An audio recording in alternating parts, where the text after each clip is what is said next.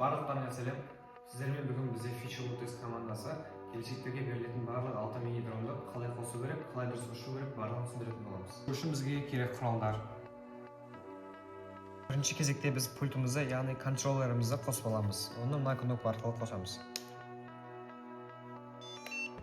Қосқаннан кейін сол жақ стиктің астыға түсіп тұруын қадағалаймыз және бүкіл режимнің артқа түсіп тұрғанына көз жеткіземіз.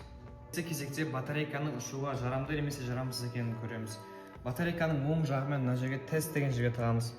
Егер батарейканың қуаты 4-тен көп болса, ол ұшуға жарамды, ал егер 4-тен аз болса, ол ұшуға жарамсыз. Кейін дронды алып, батарейканың оң жағымен орнатамыз. Одан кейін осы оң жақпен дронға батареяны өшіріп тығамыз. Пульттің bind кнопкасын басамыз. Bind кнопкасын басып болғаннан кейін осы стикті жоғары көтереміз.